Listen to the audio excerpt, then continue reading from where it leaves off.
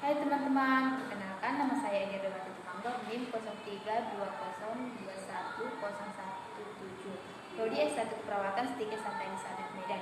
Baik, di sini saya akan menjelaskan tentang anatomi fisiologi sistem muskuloskeletal.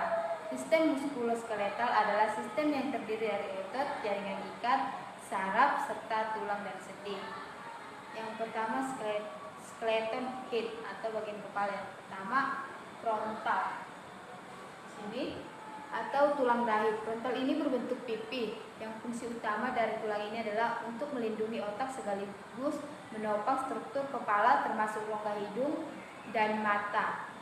Yang kedua itu bagian parietal di sini atau tulang ubun-ubun.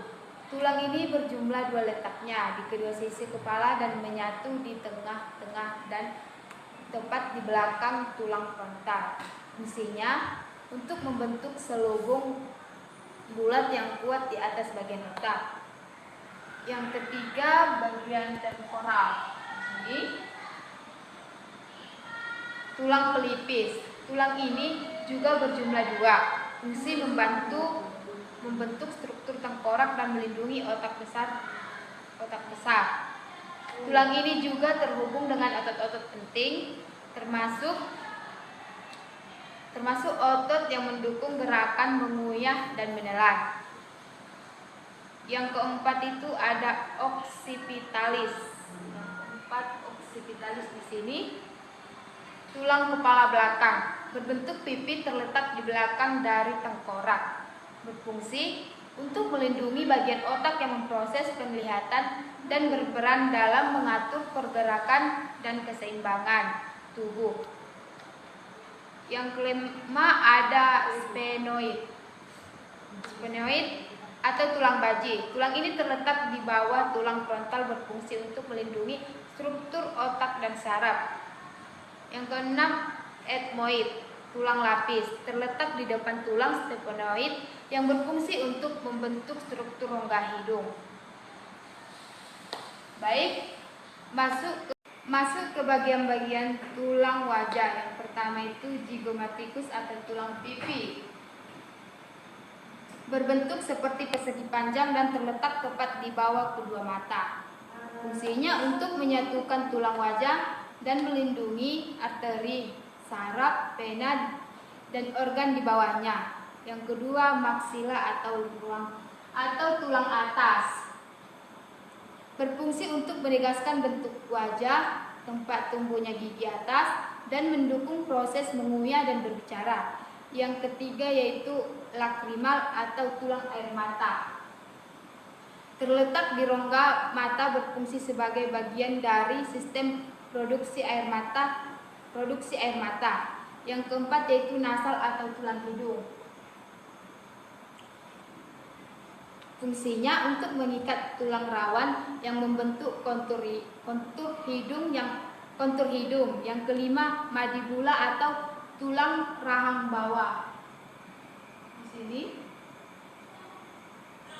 membentuk bagian bawah tengkorak, struktur gigi bawah, serta membantu pergerakan mulut.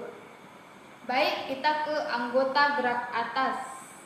Yang pertama ada itu klavikula. Di sini terletak di kanan dan kiri dada, bagian atas, di bawah leher. Fungsinya yaitu menopang lengan agar bisa bergerak secara leluasa. Yang kedua itu humerus atau tulang lengan atas. Di sini tulang lengan atas, tempat melekatnya banyak otot penting sekaligus mendukung pergelangan lengan. Yang ketiga yaitu ulna atau tulang hasta. Di sini membentuk struktur lengan bawah, membantu rotasi pergelangan tangan, menjadi tempat melekatnya otot dan membentuk sendi siku. Yang keempat yaitu radius atau tulang pengumpil. Di sini pengumpil memanjang dari tulang ibu jari sampai ke siku yang berfungsi untuk menghubungkan pergelangan tangan dan lengan atas. Yang kelima karpal atau tulang pergelangan tangan. Di sini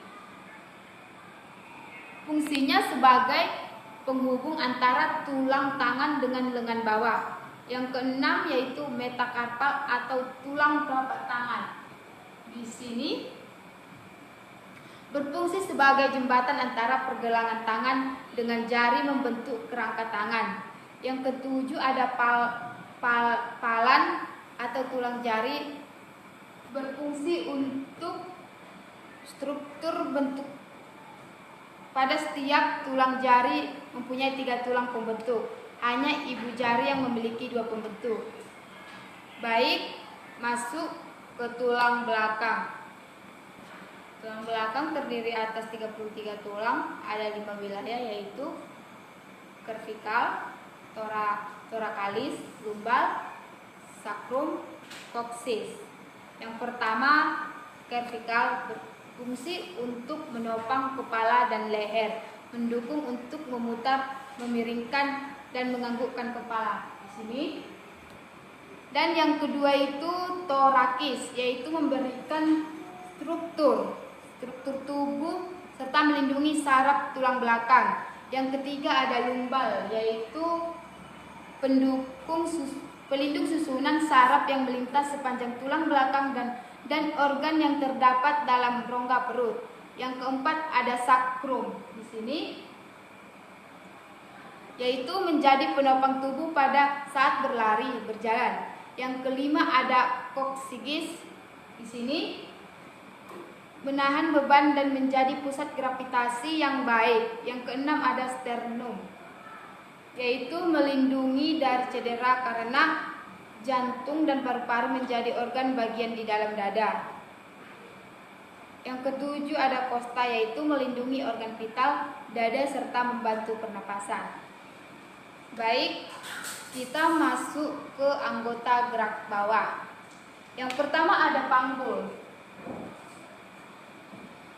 Bagian bawah perut dan antara kedua tulang pinggul, berfungsi sebagai penyangga berbagai organ dan sistem pencernaan dan reproduksi. Yang kedua paha. Di sini yang kedua paha berfungsi sebagai penyangga tubuh. Yang ketiga lutut, yaitu membungkus dan melindungi sendi lutut. Yang keempat betis. Di sini itu berdekatan dengan tulang kering yang berfungsi untuk menstabilkan pergelangan kaki dan mendukung otot kaki.